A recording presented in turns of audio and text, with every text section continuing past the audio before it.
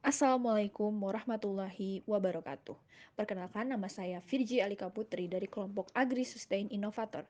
Saya akan mewakili kelompok saya dalam melakukan presentasi mengenai business case competition yang diadakan oleh Gamma BCC. Business case competition ini berjudul Pupuk Kaltim Corporate Social Responsibility in Papua, Challenge and Opportunities. Berikut ini adalah anggota-anggota kelompok kami. Pupuk Kaltim adalah perusahaan pupuk urea dan NPK terkemuka di Indonesia dan salah satu yang terbesar di Asia. PKT saat ini sedang mempersiapkan proyek baru di Papua melalui proyek strategis nasional dengan membangun pabrik yang dapat memenuhi kebutuhan pupuk dan pangan serta memberdayakan ekonomi masyarakat Papua.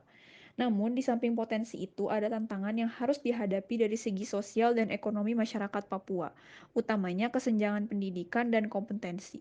Alternatif yang dirasa bisa mengatasi masalah ini ialah dengan program CSR yang menerapkan sistem pertanian terpadu. Konsep pertanian terpadu sejalan dengan kondisi sosial, ekonomi, masyarakat, dan lingkungan saat ini, khususnya di wilayah Papua. Untuk identifikasi masalah, sebenarnya akar permasalahan dari yang akan kita bahas adalah rendahnya kualitas sumber daya manusia di Papua. Tidak sejalan dengan fakta bahwa Provinsi Papua merupakan provinsi yang terkaya di Indonesia, masuk 5 besar. Jadi program CSR ini diharapkan dapat menjadi solusi yang terbaik dalam mempromosikan sinergi antara PKT dan masyarakat sekitar. Namun, apakah program CSR dengan konsep sistem pertanian terpadu ini cukup? Untuk pembatasan masalah, kelompok kami berfokus pada pengembangan kualitas sumber daya manusia di Provinsi Papua yang belum merata. Selain itu, kami juga berfokus pada penduduk Papua dan perusahaan agar terciptanya rasa kepercayaan serta komitmen di kedua belah pihak. Berikut ini disajikan pula teori yang menjadi dasar dari penyelesaian studi kasus ini. Pada bab 2 ini, kami akan membahas mengenai analisis data. Data yang kami gunakan adalah tingkat pendidikan dari seluruh provinsi di Indonesia. Kami membandingkan tingkat pendidikan di Papua dibandingkan dengan provinsi-provinsi lain di Indonesia. Dalam hal itu, kami mendapatkan kesimpulan bahwa Provinsi Papua mengalami ketertinggalan yang cukup signifikan jika dibandingkan provinsi lain di Indonesia. Dan hal ini didukung oleh 33,58% masyarakat yang tidak memiliki ijazah. Selanjutnya, kami menganalisis data mengenai pemanfaatan lahan untuk pertanian di Papua. Berdasarkan data yang telah didapatkan dari LBS pada tahun 2019, Papua merupakan salah satu provinsi di Indonesia yang pemanfaatan lahan untuk pertanian yang cukup rendah, yaitu hanya sebesar 36.195 hektar dari jumlah lahan sekitar 7.011.000 hektar. Selain itu, kami juga mendapatkan data mengenai produksi beras di Papua. Kesimpulan yang didapatkan adalah adanya kurangnya pemanfaatan lahan sangat berpengaruh terhadap produktivitas lahan, terutama produksi beras yang mengalami fluktuasi. Selanjutnya, kami juga menganalisis produksi ternak per provinsi di Indonesia pada tahun 2017 hingga 2021. Dari data tersebut dapat disimpulkan bahwa gak hanya produksi pertanian yang rendah, tetapi juga produksi ternak hanya berkisar 1.661 miliar sampai 2019 miliar. Untuk analisis strategi, kami menggunakan analisis strategi, yaitu analisis SWOT. Analisis SWOT adalah identifikasi berbagai faktor secara sistematis untuk merumuskan solusi. Dari segi kekuatan, PKT adalah perusahaan pupuk urea terkemuka di Indonesia. Selain itu, PKT memiliki 13 total pabrik di seluruh Indonesia. Dengan menambah kapasitas produksi, akan menaikkan produksi dari peringkat 6 menjadi produsen pupuk terbesar keempat se-Asia Pasifik. Saham PKT juga 99% dimiliki oleh PT Pupuk Indonesia Persero.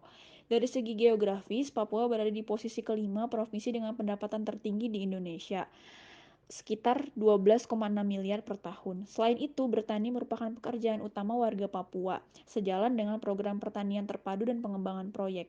Proyek yang akan dijalankan berada di wilayah yang strategis. Namun, terdapat kelemahan juga, yaitu pendapatan utama hanya berasal dari satu lini bisnis, yaitu pupuk. Membutuhkan biaya investasi yang tinggi dalam pengembangan proyek. Dari segi sosial, masih rendahnya kualitas sumber daya manusia di Papua dan kebutuhan dasar masyarakat yang tidak terpenuhi dan kesenjangan pengetahuan dan kompetensi. Untuk opportunity sendiri, kita dapat menjalin koordinasi dan dukungan dengan berbagai pemangku kebijakan, baik pemerintah pusat maupun daerah untuk kelancaran proyek.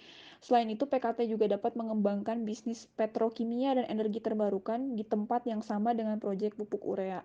Selain itu, PKT juga dapat mengoptimalkan lahan marginal untuk ketahanan pangan berkelanjutan dan menyeimbangkan penggunaan pupuk kimia dan organik.